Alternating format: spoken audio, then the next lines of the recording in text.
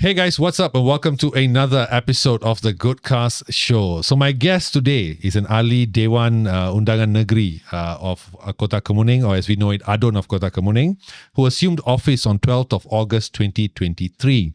He represents the Democratic Action Party and he's only a handful of members of DAP who have come on the podcast. We want more of you all to be here under the Pakatan Harapan Coalition. Now, despite his success recently, what is amazing about him is his background. He hails from a very modest background where his father worked as a lorry driver, his mother a rubber tapper. But even then, from those humble beginnings, from waking up at 4 a.m. to follow his mother to tap rubber, he pursued law in the UK and then came back and after working for a few years, formed his own practice, Preakas and Partners. As the ADUN of Kota Kemuning, he's in the forefront of many issues, including the recent Putra Heights explosion, the Taman Sri Muda floods, traffic congestions in Kota Kemuning, public housing, and including rehabilitation of the People's Housing Projects PPR in Selangor. I'm very honored to welcome my guest today, Yang Berhormat Tuan Preakas Anlaki Sampunathan. YB, how are you? I'm very good, Vinod. How are you? Thank you. Yeah, I'm good. Thank you for coming. Thank you for having me here. Yes. Before we start, of course, the key thing that is mentioned a lot about you is your background. And I think it's very relatable to a lot of children, regardless of their race, right? People who are from a humble background, who may feel that they are just resigned to their circumstances. You are proof that that's not true. Now, but before we get to that, if you remember last time, Sami Velu had this saying, one house, one graduate. Mm-hmm. Right? And you are that example. I'm not saying the program made you, but you are one example of that. Yes. You graduated, you were the first graduate in your family. That's right. How did you becoming a graduate change the fortunes of your family? Fortune in a sense. Whether it's prosperity, well-being, yes. Everything. It definitely has changed it a lot in terms of how we begin our life, where we started in an estate, thereafter to a PPR flat. Subsequently, we managed to get a small house in the Taman. My mom still stays there because, some sentiment values that she wants to keep it up with her. But then, thereafter, our affordability in getting certain things that we want, that makes us better in terms of our earnings and all that. So, of course, I think for us, when you are graduate, you're able to secure a job and then you improve your living standards. And this is very important for every household, actually. Either you learn a skill, or you have an education background, which just helps you to make a right decision. That is very, very important. What do you say to people who may be resigning to their circumstances, that they feel that what their situation now cannot be changed? I always say to them is don't give up. There's always an opportunity. What we need to do is tap to the right opportunity or right door in order for us to get that opportunity. So when I give you an example here, when I want to go to university, I do not have that enough cash. But I have asked everyone. No one has came and offered to me that point of time. Even my family members might not able to give me that much of amount. And I call one of the party leader. In fact, he's the head of the party. I don't want to mention the party. Then I called him. I spoke to him directly. My father gave me his number. I said, can you ask him some fun? I called. I said, I'm from this background. I need some fun to go to UK. And he told me, why you're going to UK? You can study over here. Of course, I said that that's my dream to go to UK. But unfortunately, I didn't get it. But fortunate to my friend who was, related to the party, and his father is a dato, but he managed to get the fund. Then I realized if I would have resigned by saying that I don't want to go, I can't go because I don't have fun, I would have stopped my life over there. Then I still asked a lot of friends to help me. And with the help of my friend, I managed to go to UK. And I start work and then start going to college and finish my degree. So always I say, don't give up. There's always a way for us to get things done. You're persistent and persuasive in terms of towards your dream. Thank you. I mean, that's a great story. And by the way, the name of that person I just mentioned. So that's a hint as to who the call was, who answered that call. Now, in your interviews, and you do quote YB Karpal Singh as being a huge inspiration to That's you. right. As we all know him, the Tiger of Jelutong. And but what about him makes you revere him so much? The courage that he has. To be very honest to you, I was there in England. My lecturer asked me, "What makes you to read law?" Straight away, nothing crossed my mind. I said, "I want to be a Karpal Singh," not knowing that one day I'll be working under him, Yeah. right? So then, this is because at that point of time, the only great lawyers that we know was a Karpal Singh, of his fierceness and always be the voice for the voiceless. And on that note, he has been always an inspiration for me. Then after I finished my degree, I had this opportunity to join Gobind Singh. Then when I joined Gobind, what happened is there is always circumstances where we have to help Karpal Singh. Then I see the man on my own eyes. It's different feeling altogether. You know, your dream comes true, you see. And how he argues matter in court, that shows how he stands for people in principle. That inspires me. That's always inspires me. Now, again, just one last thing on the late Karpal Singh is that I think in an interview you said you did on Uba TV, Yes. you quoted him by saying that he told you, or he used to say this, that he says you might not have permanent enemies or friends, but you must have a permanent principle. That's right. Right. So, as ADUN of Kota Kemuning and as a politician, what are your permanent principles? My permanent principle is first, always do the right thing. Regardless, whatever it is, if your conscience are clear and that is the right thing for the people, and I think you have to fight and fight the end. That's it. You do not compromise on their suffering. I think that will be my principle. And always put the people first, because it has given me the mandate and to be their elected representative. Then of course I have to voice out their needs, their voice first. But at the same time, if something is good, I have to explain to them as well. So that is very important. Now, of course, I saw you in person. I mean, I did first know you, of course, when you won. I knew, okay, this guy is an Indian, because I have a house in Kota Kemuning. So I said, okay, this guy's ADUN. Any issues, I'll go to him.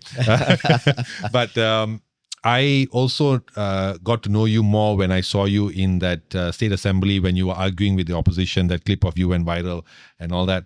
But I also saw you, the last time I saw you was at the Taman Sri Muda memorandum, where it wasn't a friendly environment for you. It was quite a tough day, because the sentiments, the emotions were all over the place. It was a tough day, right? But having said that, I think you are somebody, being the unity government, you are not someone who is, you are used to criticism, every side. As I have said many times in this podcast, if one person has a flu, they blame Anwar for it. Yeah. That's the way it is today, That's right? That's right. But what is your take on the criticisms that are thrown to the government today from opposition members, from the general public? Is it founded, these criticisms? Are they based on facts sometimes, or are they more sentiment, emotional driven? Okay. For me, I will say this: if the criticism is in constructive manner, for something is good, I think even if someone is the person that we don't like and they criticize us for a betterment of us, we should take it. I think that is the heart, that is the mindset you have to build, because we know we are not perfect in every single time, right? So if it's more to taint your reputation, then I think that is unwarranted criticism, and I think you should ignore. All right. So now the question is, what are the reason they are criticizing us? If it's only for purpose of a political mileage, I think then people will make the decision. Is it or value assessed whether the criticism has any value in it? If you're talking about in something that we're neglecting a right of the people, then that are something that people also will make a consideration whether has any value in it. For now, I give you an example. When we took over in 2 years ago, what is the national agenda is to have a national building society, or rather we have to consider more on the national building. Why I said this is most important now, it's not about one identity, people that we have to enrich them. It's about the entire nation that we have to enrich them. We have to say that if the Malaysia is doing well, the entire society, entire population will do well as well. I think this is where we have to focus in and be transparent. I think politician has to be more open. My take is this: if something is bad, you rather sit down, tell the people, be honest, open the book, tell that this is what's happening. I need your help. I think the Malaysian people will stand behind you to support you to overcome the suffering, or rather to support you to overcome the problem. Sometimes we have a chopping waves, when seas where like tariffs issues, all that. Open up to them, tell that this is the problem and this is how we are addressing that. So people definitely will support you. I think this is where I think the communications is very important. I think we have to take a criticism. That's always an opinion. I think in this world, everyone has their own opinion. Yeah. Everyone thinks they are right. It's okay. It's normal. But we have to value. We have to assess. So I think as a country, we have to grow together. We have to listen. If something is good, please take note and get on with it. Okay. Now, recently, DAP has come on the headlines because there is sort of a spat between them and PAS, where there is the DAP is saying for the to allow the whole dissent in terms of a cartoon caricature that has gone, I think, quite popular, and PAS is saying that no, they have to silence it and all that. So the question of free speech has come up, right? But in terms of criticism and on that topic, recently the National Vice Chief of DAP, Socialist Youth, Raja Ahmad Iskandar Faris, shared that he claimed that the PN shadow government has been missing in action for 26 months. He went on to say that there's been no concrete policy counter proposals, alternative budgets to show how PN can serve us. And on top of that, he also pointed out the effectiveness or the decline in effectiveness of PAS's strategy of employing slander and racial sentiments. What is your view on this? Do you think he's right that PN has gone silent? He's right because some of the action of they taken, it has been evident through a decision made by the court as well. I think you read recently there was a decision, 800,000 has been awarded against the leaders. The PAS leaders of the PAS for making remarks which has no basis altogether. Yeah. So this was against Hanayo. Hanayo and also Lim Guan Eng. Yes. And so that's the thing. Now, what if you come up with some solid policies and all that, that's debatable, right? But if you're coming and try to diminish a reputation of a person, then you're doing I would say you're wasting time of people electing you talking about others' affairs, all right, personal affairs, instead of you looking at how you can have a mindset of a national building, so nation building. So this is how something is lacking in PAS and opposition. This is a comment that always, even in our day one also, we said, if you're coming and arguing with us, come out with a policy which is better than us. You don't have any idea to that fact, but you are saying that what are we doing is wrong. So that's why I think I have spoken about this. We are here to solve a problem. Yeah. So what is most important is for us to identify the problem. Second, we have to know what's the cause of the problem. Third, what we need is data and evidence of the problem and a policy decision to solve that entire problem if that exists. If all these are working in line, we can solve a problem. So here, they can't even define what is the problem. So this is the problem with PN, you see. But are you saying that they are not a good opposition? Because I think from a voter's perspective, and I've said this before as well, as a voter, I would like to see a strong government and strong opposition. That's right. The best situation. I as a government also, I want to see an opposition who can debate with me. It's fun and that's when right. you go to That's work, right. That's right. And I think you guys were to that extent. I remember 2008 and all that, the way you guys used to debate in parliament. I mean, DAP was one of those, I still remember Guan Eng and all that, the way you used to talk about. But are they, because I've heard people like Dr. Sri Hamza, Tan Sri Muhyiddin say that vote for us, then we will do. What do you think about that? I think this is the problem, and every citizen has to analyze. I think we are no more citizens who do not have exposures of what actually happening by current media. Media coverage and social medias. We know every single what's happening in our fingertips, right? So people now want to know, tell me what you can offer me instead of you say to me, you vote for me, then I'll offer you something. All right. They had enough of this. And now, even for us, we have to show that we are better than them. We have to show that we are offering a better future for this country and our generation. So on that point as well, we saw recently that Tun Mahathir and all this, the PN guys have set up a secretariat for the Malays and all that. Do you think this is the right direction to go for a country? When you talk about nation building, you talk about a prosperous, harmonious country, right? When it seems that their only play is race. Yes. Again, this is the problem with the opposition, where they always try to use the sentiment of race being the biggest asset for them to make sure we are divided.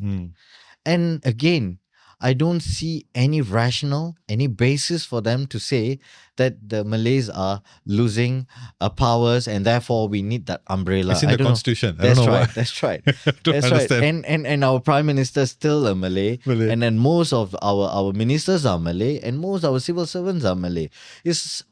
And in fact, they are doing their job very well. Yeah. So I don't see why it has to be. And this is what we have going through for past how many years, and we have been divided. So I think now for us is to move forward to build. Said, hey, let's put a pause on this, or rather put a stop on this. Let's build a Malaysia. Once we build a Malaysia, everyone will have the benefit of it. So I don't know why they have not think about this. They know for a fact they will not get the support of this, right? So they're trying to, separate them, or rather divide them, to say that, hey, no, we have to do this way in order for us to remain in power. Now, I want to go into DAP because, again, this is a topic that I don't get opportunity to touch on a lot. I think it's the party that I least touch on because I don't have many guests from DAP. You're the third one, I think. Okay. I think before you was Tan Sri Lim Kit Siang, so not bad. Okay. Now, one term that we constantly hear before by-elections, before elections is UM-DAP. Term that is used to sort of subtly apply that the UMNO DAP is different from UMNO. That somehow DAP's partnership with UMNO in the unity framework dilutes UMNO's nationalism or something like that. In fact, today I saw another article where they say UMNO menjinak DAP. I don't understand what is this? Why is this thing? Now, so this is a common song that is sung. In your opinion, this UMNO DAP relationship, has it watered down the core fundamentals of both these parties? And do you think that it is a connection, it is a relationship that will go on post the next GE? Okay, I don't think both parties has compromised of our principles. What we are trying to work is on our common principles that we can work together in order for us to make sure that the country is stable and also it's harmonized, right? So I don't see there's any problem. The synergies works well. We have been together for more than 2 years now. It's going to be 3 years. And we have no problem in terms of moving forward our own principles and also our agendas.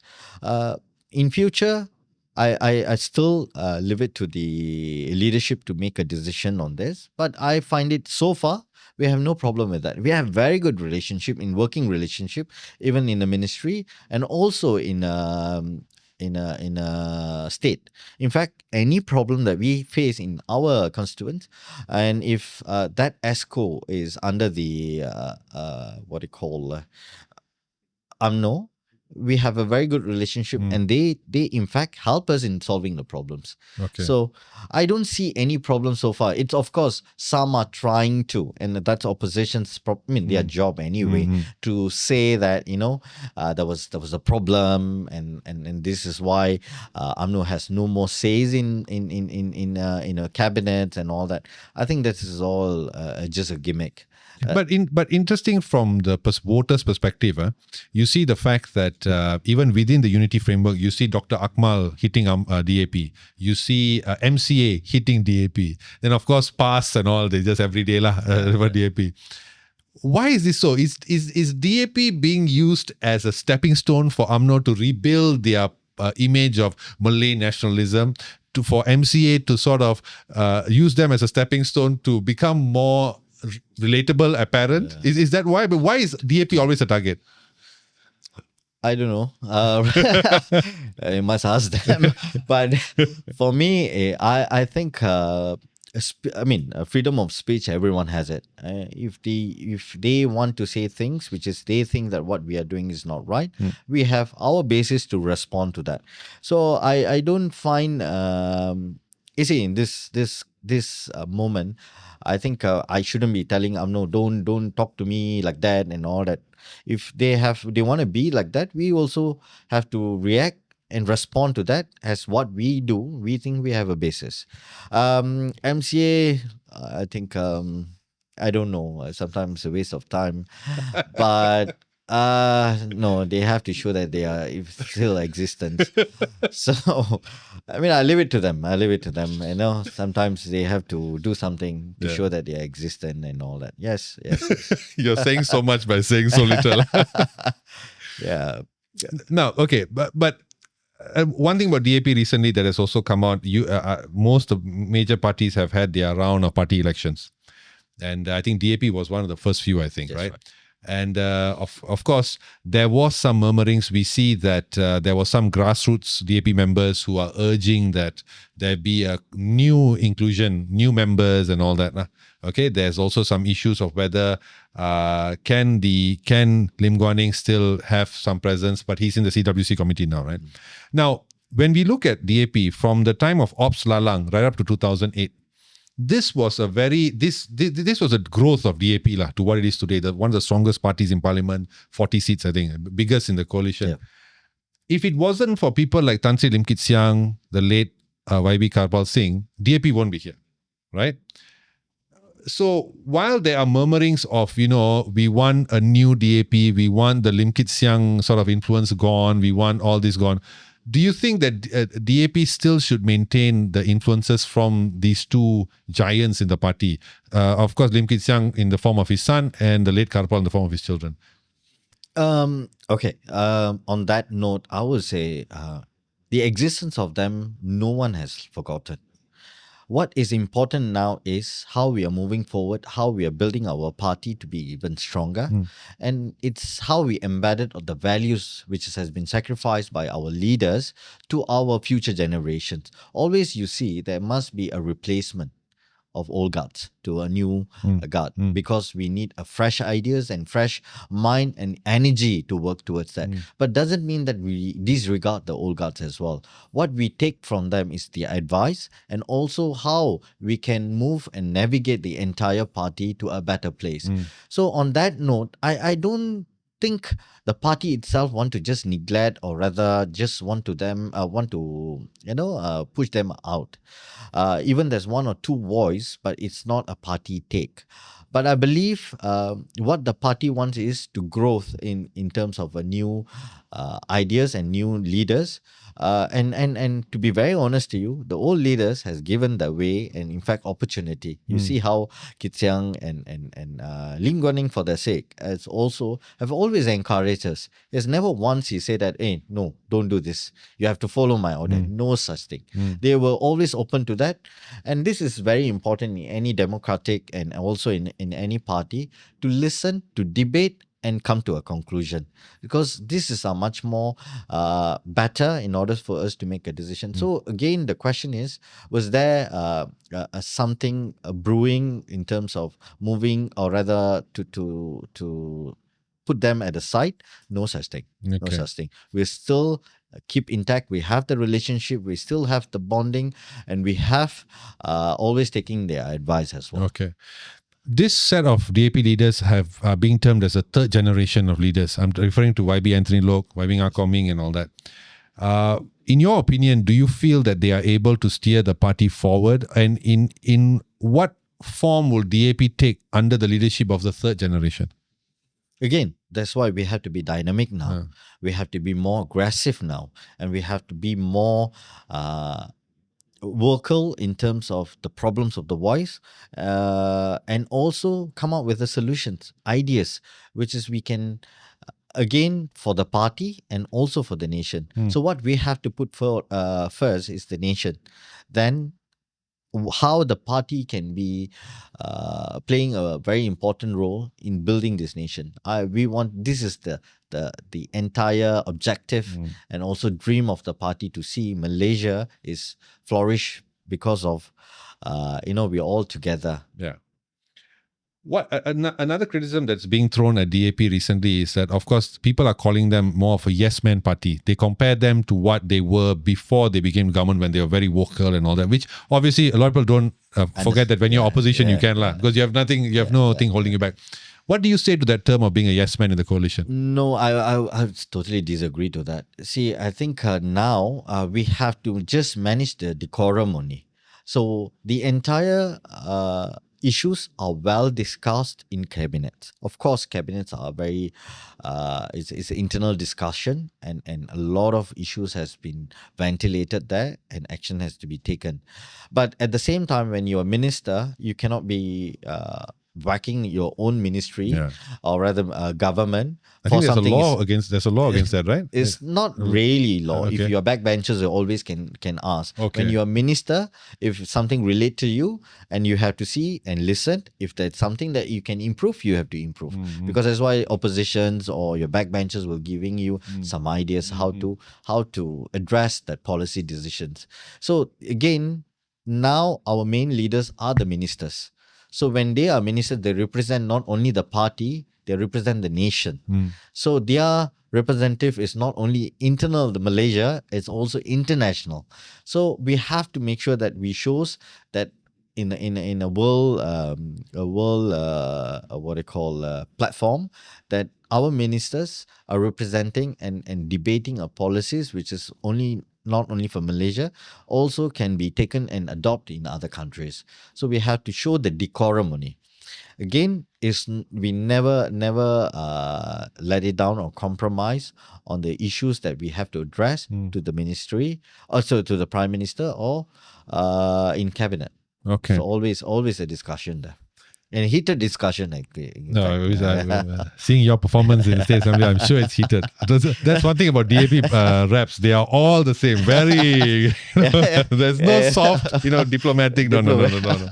I still, in fact, just to digress, I still remember one of my favorite moments was in 2018, I think. No, I think 1MDB was 2018. That's when you all took over, right? Yes. And I remember Lim Guan Eng. I won't forget that moment, man, where he looked at KJ and he brought up that issue of the custom, the the GST. He said, "Tahu ke tak tahu?" I said, "Wow, this politics at its best." Anyway, long time ready for it. Now, another thing is that recently another member of the ADUN of ICRO, YB Preakas, he challenged Dr. Amal. He said that he asked Dr. Amal to rise to the challenge of being a Malaysian leader, not just a Malay hero. Now, on the flip side, the public perception of DAP, although DAP continuously says it's a multiracial party, but the perception is it's a Chinese party. All right? What is DAP not doing, or where is the gap that DAP should fill in order to appear or promote itself to the nation, be accepted as a multiracial party? Oh no, we are open to everyone actually. There was no any hindrance, or rather any caveat that we have put it in is only for one race party. In fact, I think the problem that we face, normally is indoctrinations of previously of fearing joining a DAP, because we all the while we are opposition, and we were government on the state subsequently, but it's taken time, but now we can see there's a growth. We have a lot of Malay leaders now as MPs in our our party. And also we can see there's a lot of leaders which we appointed as ESCO as well. So I don't see there's a basis for this, but anyhow, the perception I can't control because they only have a view of one side. When you are part of the the party, you will realize we open up for everyone. There was no such thing that or caveat towards that. The thing about DAP, another thing that I find hard to put my finger on is I question what are the issues or what is the ultimate objective of DAP in government now. We see, for example, recently the big issue was the A minus in the matriculation, which was talked about. It's no longer an A, minimum wage. There are a lot of issues. What is DAP's true objectives or what change do they want to bring to Malaysia? Of course, you see, first, we have to make sure the economy is doing well. Without money, you can't reform much. All right. So then what we have to look at it is how we can bring this nation together, not only in the market of a domestic market, it's also in the international market. Then the next is a reform. Reform got many part of it. One, reform the law and reform the the social benefits and all other things. So now what we are talking about, a reform a law. So what are we need to do? So there's something that we have to look at it and make sure natural justice, Article 5 and Article 8 is always available in most of the Act. So these are something that we have to work towards, which is we fought a lot because I remember even Mr. YB Kapal has gone through a ISA, but it has been abolished, and then we have a SOSMA now and POCA. These are a preventive detention. So how we can make it is much more scrutinized by the judiciary. So this is something that we have to work towards and try to get an amendment done. So these are something that we have to work in terms of law and many other obsolete laws that we have to actually improve as well. So then on the system of social, these are something that we have to discuss. It's very interesting. The argument is on the identity politics where, as an Indian, you must have something for Indian, Chinese must have something for Chinese, and Malays, you have to have a Malay. How you address this problem, which is going on like many years, right? The other way around is to do on the need base instead of race base. How you address the need base. When you look at the need base, then you have a data of what are the people. Majority will need this. It encompasses all the races as well. It depends on the numbers only. Yeah. So on that basis, you have to navigate or rather craft a policy which is address everyone's problem. Despite you have all these advantages, you will realize that all these numbers are mainly majority are Malays, Indians, and Chinese. Chinese are very small numbers mostly. Indians also not big numbers on our population, but if you look at the percentage, is also higher. But Malays also very high. So it must be a policy that we address everyone. You see, everyone have to eat. Everyone has need a house. So we have to make sure the policies is something is fair to all. You know, right? Equal does not means it's fair to everyone.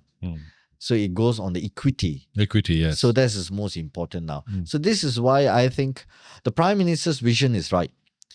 So next is the policies must be efficient enough to address all this. So how they are working on this. This is something that we have to address. And I think there are a lot of works has been done. Again, for instance, I think Mitra is there for Indians. And also the other point, for Bumiputra also there's an funding available for them to start the businesses. And now you can see under YB Ramanan, and he's also trying to promote and promulgate what they call initiatives which can help our local businessmen to start business. So these are something that previously it wasn't, now we have. But how people want to get engaged. The problem with us, we are not even ready. Every time what we come is to show that, no, since I'm Indian, you must help. This is the mindset we have, right? What we have to show that we are also equipped and we are also a capable person to take the money and perform and do something better. I've seen many came to me and said that I need this project. And we are able to do it and all that. When they have managed to get the projects, but they do not have a fund to run the projects, then they have to go and look for money subsequently. What happened is this derailed the entire intention of a government to get it done and fast. So these are something that we have to work on it. Just a note, you also said in another interview where you are not favorable to subsidies, which I agree. I think I'm not favorable of us moving towards a welfare state. I think that's long-term more negative impact. And also you equated subsidies to short-term gains. Yes. And you said instead we should empower them using the age-old idiom of not giving a man a fish, but teaching how to fish, right? Yeah. In what areas or a thing like this, how can we empower our nation in our people, regardless of race, all across the board, so that we move away from this need of subsidies? Okay. First, we have to make sure that their income is improved. So when you are no more in B40, you elevated to M40, then you no more need the B40s, incentives. These are something that we have to work on. You see, the incentive is given for you to have a transition period for you to become M40. But what happened is people are very oblivious or conferred to be in B40, so they will continuously get this incentive. These are something that I think we have to stop. So we have to always tell them, I'm giving you only for 2 years.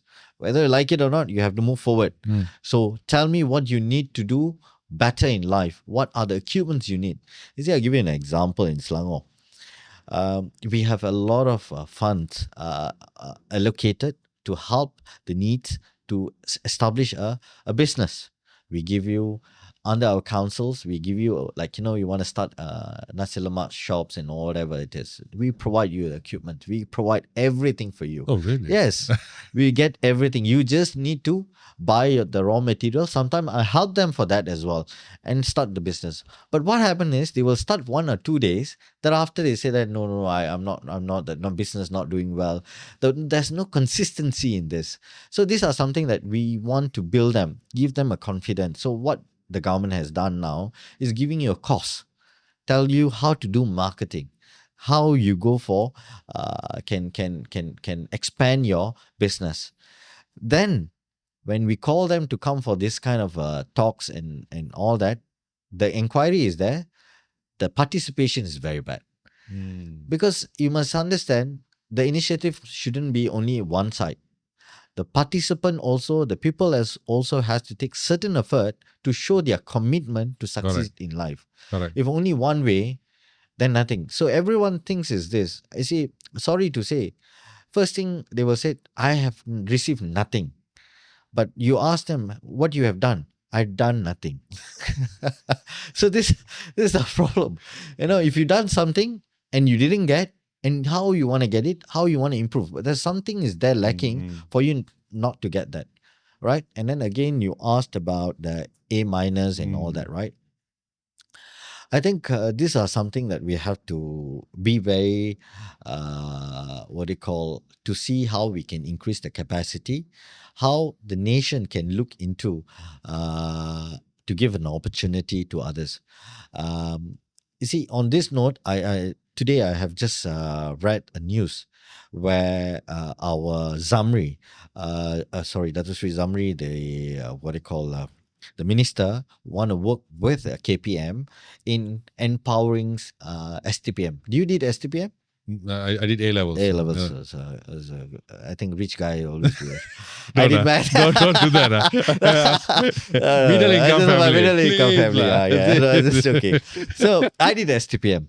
To be very honest, it's something that the government pays you, and then and also it's a pathway for you to go to universities. Of course, at that time I got the university, but I didn't go. I chose to be to do law. Again, there's a lot of other venues as well, but always the mindset is if I go matriculations, it's a pathway. So now the government says, okay, fine. Why not I have Form 6 in university itself? So when I have that, it's also a pathway for you to be in the university. So the few universities has been identified. I think USM and UKM. They're going to start Form 6 in the university Like pre-U lah. pre-use. So this is something a good initiative as well. So generally, that means no need matriculation alone is a pathway. Even Form 6 will become a pathway for you. So these are something, a new development. I really, really appreciate the actions of the government looking at how we can harmonize and help everybody, regardless what is your background. No, I want to move to more micro issues that you are dealing with. I think of all the ADUNs, I think you chose an ADUN where you're dealing with two major disasters, Taman Sri Muda and Putra Heights. That's right. That's so right, you have a lot on your plate. Yes. But on April the 30th, the MB, Amiruddin Shari, MB Selangor, announced that the government has allocated 2.73 million in rental assistance for 455 families affected by this incident. The federal government will allocate 46 million ringgit to repair and rebuild homes for the infrastructural damage caused by the blast. That's right. Now, but let's look at the other side. What will residents of Taman Sri Muda expect in the near future when it comes to solving this flood issue that they face consistently? Okay. So, to be very honest to you, this is ongoing issues.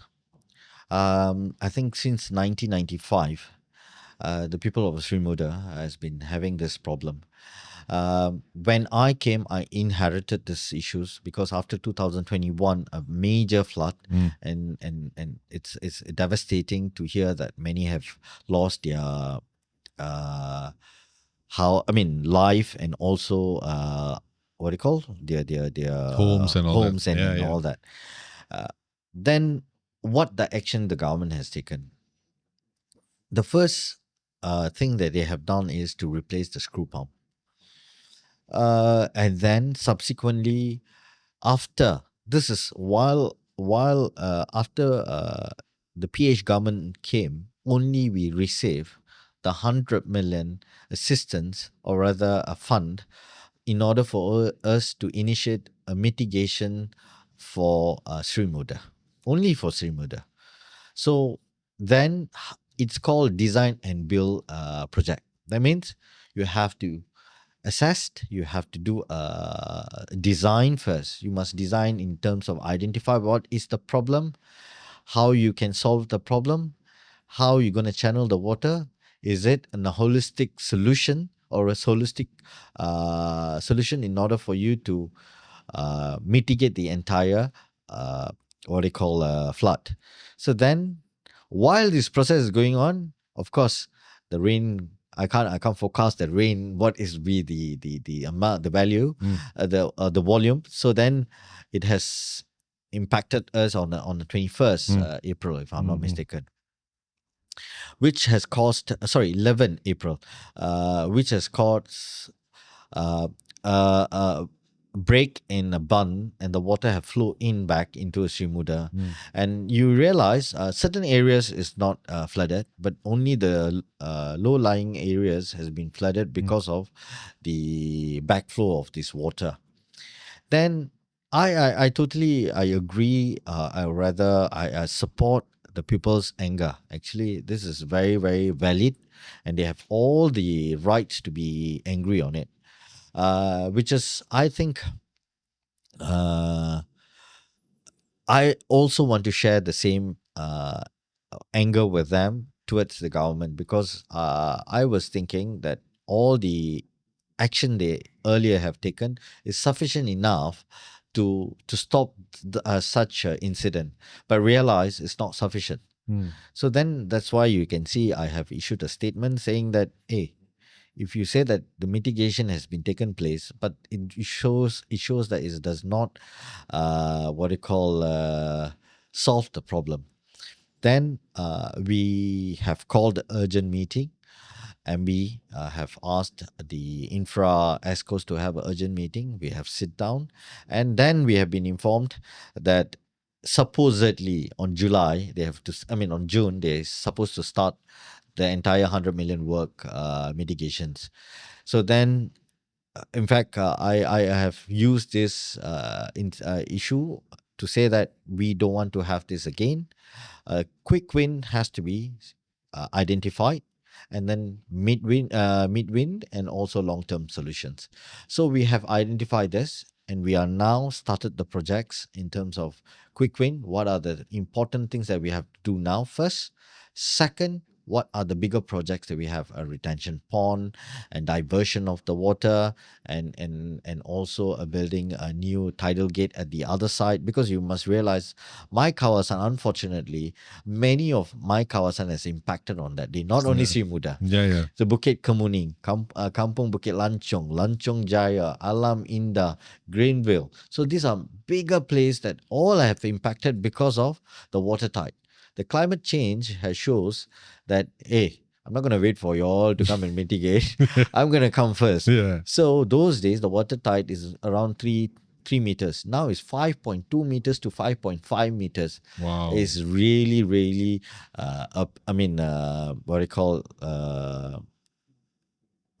apparent that it's coming and hitting us globally, despite our contribution for this this issue is a very small compared to the bigger countries which has been causing the climate change. So then all these actions are taken in place. I hope the project is a long project. It's supposed to be finished in 2029. Wow. Because it's it's a big project. But nevertheless, I think by virtue of this incident, and MBs have insist to complete fast. So we are targeting to expedite the entire project by starting the work now. So I really hope it can reduce and give the relief to people for Sri Muda that there will be no flood. But of course, the flood is normally flash flood. It comes because of your internal drainage. There's two types here: tidal flood and also flash flood. Flash flood is because of your drainage system, and also rubbish has been compiled at the area and blocked the water from flowing out. But so if you're saying that the project will be done in 2029, now when you're starting it now, that means will it be done earlier? Yeah, we are the quick wins. So there are stages. Okay. What are the stages that we can do fast? What are the stages has to take? For instance, we want to make the detention pond to be wider. So it's a big project because you want to make sure that you have land acquisition, and then you have to really do digging and all that. It's a bigger project. So whichever doesn't involve a land acquisition, we can start first. But will the government do anything, especially the state government, do anything to assist these people? Because if it's going to take 3 years, it would be fair to assume that they will have to face at least 1 or 2 floods in the coming years. So will there be any support for them? Because yes, they do use their own money to... Correct. Okay.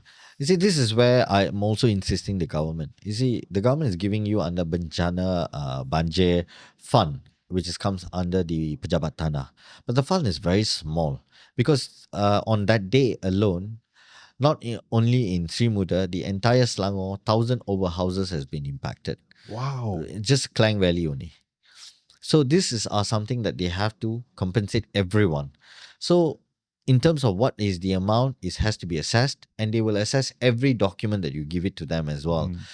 You're not going to get dollar to dollar, but they will make an assessment, they will come back to me. But for me, I think personally, I have to put the government in a check as well. As a backbenchers, I have to ask a reasonable amount to be given to them, because otherwise we'll be taking things for very complacent.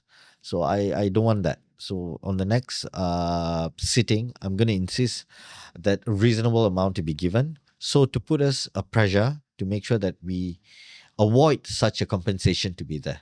No, I just want to go back to that day when I was mentioned earlier about the memorandum and the kind of the way the crowd was and all that. I don't think anybody was wrong, because I do understand their frustration. Yes. If that was me, I would be frustrated as well. But I, of course, do. I was there. I don't think you noticed me, but I sympathized with you because I know you were elected in 2023 and you just came in. And, it's not fair to put all the blame. It's definitely not right. It's not fair. I think this is a legacy issue that you inherited, right? But when I see what happened after that memorandum event where I saw the activists, they went to Kuning to pass the memorandum to the MB and all that kind of stuff. They were doing it to make noise, okay, to be fair. What I found surprising was that only after all this noise, then I see the MB saying this. You have, of course, another stakeholder that sort of got away was the local municipal. They are also the ones that were doing. They made a statement, and then I see consistent news coming out now. The MB making announcement about the pumps and all that kind of stuff. Do you think that perhaps the Selangor state was a bit was not proactive in this issue? That's why it led to the way it was now. Okay, what we do is, you see, the government have agencies who works on this. They advise us on a monthly basis what are the progress. You can see in my Facebooks and social medias, I've updates all the progress, which is I have asked them through my sidang soalan. I mean questions in a sidang. So they have given us the updates. So as an executive, you said, okay, first check. Have you done, what is the status? What you are doing? And the agency said, this is I'm doing 1, 2, 3, 4, 5. Then, okay, all right. So again, the rain, no one can forecast early, or rather to know how much, what's the volume of water going to impact, and how the water going to flow to where is something that water will decide on the day itself, right? The question is now is, I will blame the agencies of not foresee this kind of a situation. All right? Because I have asked them every time. They know for a fact. They know my the way I conduct myself, that I said there's no compromise when it comes to this kind of problems. And despite that, these things happen, which has pissed me off. That's why I shouted at them and all that in more during the statement, and also in a task force and all that.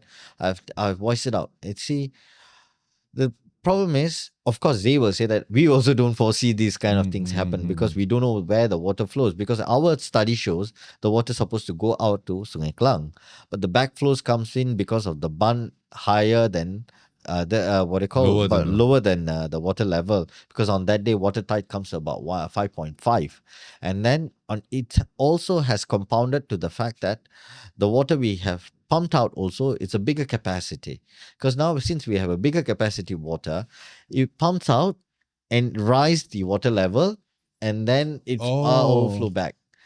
So this is what happened as well. So this is where I think there is some lacking of assessment, why they couldn't foresee. So, but I said this is, I mean, I'm not going to forgive on this. See, rectify it and get things done, which is they have done now. Okay. So I think there's some other quick wins we have identified as well, and that also they are taking action now. Now we can see they have regradient the river, and then they have built the bund, and then they are also doing some other flood walls and all that. Now, in Kota Kemuning, I think I just want to wrap this up on this note. You do champion other issues as well. You do work on the traffic congestion. You do work on the PPR flats and all that kind of stuff. I mean, perhaps share some updates on how those work is going. Traffic congestions, one of the reason is because we have lack of public facilities. We do not have any LRT stations. At the same time, I realized, it is known fact that we have a mixed development there. One is what we call industrial area and small industrial areas as well. And also we have residential. The majority lives there is people who want to travel to KL and then near places, and they are more car centric because first mile, last mile, things that you have to address. So the government has come up with DRT, something that we are working on the POC now, how it can help us in terms of solving this problem. And I've tried to build certain flyovers by requesting the federal government to give us some fund in order for us to build flyovers to reduce the flow. I mean the traffic flows, to increase the traffic flows. Why? always there will be bottlenecks at Yes. the roundabouts due to Yes. the the amount of cars which is traveling inside. Please fix it. Like, In fact, my house is barren there because of these jams. I'm not staying there. no, the reason why our what do you call our city councils has come up with project consultations fund, which is they are working on this now. Once that finalized, then we have in fact write a letter to federal government to give us certain amount of fund for us to build, because I was made to understand it's about 80 over million for us to build one flyover. Here you need 3 flyovers. Okay. So at least I want to have 1 flyovers during my time. So Start I have to start there. Yeah. Start somewhere. I'm fully behind you on this. And then I also tried to have one additional school, Okay. because one of our secondary school is really overloaded. Overloaded, 4,000 students. Wow, in a It's secondary school. Secondary school, because it's the feeder school for many other schools around the primary schools. So, in fact, there was a land allocated, is supposed to build, and then that has went to a legal disputes, so nothing has been solved. Now government has actually looking for another land to build, and then I am trying to push that to be done. So at least that can reduce a bit of the student have a more conducive place to study. All right, so I think secondary is a very important Yeah. stage and phase for all the students, where they have to be concentrate, and that's where they want to build the entire future, you see. So I always think that for me, I will put education is the priority for Yes. me. Yeah, It's the only way to have social mobility. Yeah, definitely. That's right. Now, YB, I mean, just in closing, I've spoken about you a lot on this podcast. In fact, the last time I spoke about you was when I interviewed Miss Darshini of PKR. Oh, okay. She recently, congrats by the way, she became AMK Pusat Okay. and all that. She came. Congratulations. Yeah, and I think you are one of those who are in the sort of the new generation of Indian leaders who are coming on. Yeah. I know we don't want to say Indian and all that, but you are Indian, and Yeah. of course I'm going to support an Indian. I'm biased, sue me. But yeah, but what's your future in politics? Are you looking to stay on? Do you have other aspirations in mind? Of course, as everyone, I want to be very honest and candid on this. Of course, I'm looking at elevations, and if I have been given an opportunity by party to go to the parliament, and there are subsequently any other opportunities, of course, I would like to explore that. I always want to see Indians and all Malaysians to do well, because I think if we have a right mindset and always put the country first, we definitely can flourish. Is how we want to, build ourselves. I think this country has given everything for us. From nowhere, I can be a lawyer and also subsequently can be an elected representative, is something that the country has given to me through many platforms. It's how we explore and how determined you are. Commitment gives you a right thinking of your life. And I also have, I'm lawyer by practice, and do a lot of matters. And I do criminal matters as well. I realize a lot of our boys, especially Indians, are much more influenced in certain things. Not many, few, but how we manage that. That's one. Second, how we want to give them a better perspective of life, and also perspective of career. So this is where we have to look at it. So my thinking is, in most of our schools, especially Tamil school, we have to build in terms of a better education system. I won't say that, I'm not saying that we do not have one, but I think there's always a room for Yeah, of course. improvement. So master your language. Be very honest. I realized my friends, when I was doing Form 1, they were in what they call peralihan. Thereafter, when they come to Form 1, they find a bit difficult to understand the subject in Malay and also in English. Because I'm not from a Tamil school, I'm from a Malay school, but that time even English is a very hard subject for us. So then it's in the stages where you have that kind of commitment, or rather determination, to get through. these are something that we always want to guide our students, because that point of time, parents' guidance are very important, and at the same time is your teachers and also your friends. If you mix with the wrong friends, you end up in the wrong place. All of us have mixed so many, but the things that we have is be focused on your career first, then the rest. So these are something that I want to always tell our younger generation. You always must have a dream, pursue your dream, and always think there's a people to help you. You just need the right people to help you. You come to us. I mean, if I can, I want to help everyone. The thing is, you also must show that you are committed to the cause. Otherwise, it become a futile for me to do something which is you don't have the same commitment as well, right? So this is important. I give you one example. Yesterday, a father came to me. He is, he's the Tong guest. He sent, he will provide that to all the houses in Sri Muda. And he gave me and showed me a results of a daughter. I look at it, I was so proud. I mean, as a state assemblyman, I'm proud for her, and how I mean, I can't imagine how the father would have been proud in that kind of hard works. The daughter got all A's, no minus, A plus most of it. I think 1 or 2 A's. That's it. All the rest is good. Okay. And she got her matriculation. Okay. The father came in to me and said that my daughter won a laptop. I mean, I definitely can't say no to him. I said, don't worry. And you go, I'll get it done. Before he reached down, I issued a check to him. The father cried. The only thing that he is so attached with, he said, when my daughter asked for it, I couldn't afford. But today, you have made my life is better. Yeah. I said, don't worry. As much as this is a small things that we do. And every Indians has to help our Indians. Yeah. We can help okay, that's why they always say, either you help. Otherwise, even you don't help, don't make sure that, don't do things which is, what they call spoil his future.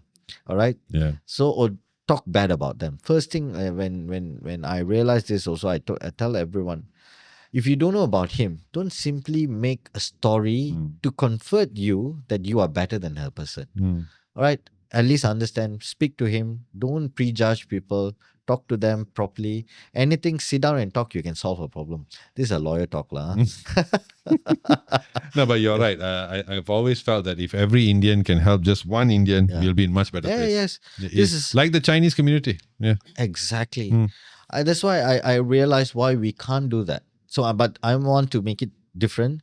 In my Kawasan, in fact, we managed to get a 50,000 fund for a school called Kampung Baru Highcom School from a from a donation given by a Chinese organization. I'm very, very glad, regardless your color, your background, they come and give this to make sure that our children need to have a good education as well. Yeah, that's true. That's true. And then they also pledge another 100,000 for two more schools.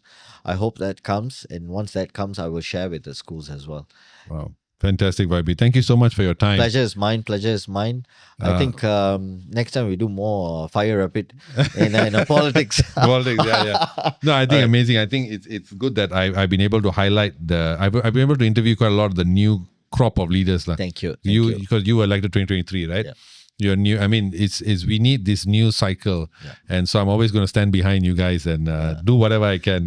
Let me tell you this. I also follow your interviews very closely, and I think you're doing great job.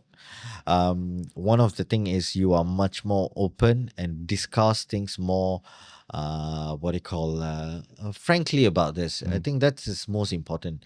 I think good dialogues will make us better. Yeah, that's right? true. That's and true. Shares our thoughts. I think that's very good. Thank you so much, YB. Thank you for being here. Pleasure. And I hope to have you back again. There's always a seat for you on this podcast. Thank you very much. Thank you, sir. All right. So, guys, that's all we have with YB Preakas today. ADUN of Kota Kemuning. Amazing chat and a lovely guy, and we wish him the best. We hope that after the next state elections, he still continues on, and who knows, one day maybe in the cabinet as well. So all the best to him, and to you guys, please share your likes, share, subscribe. More guests coming on soon. We'll see you all. Take care. Bye.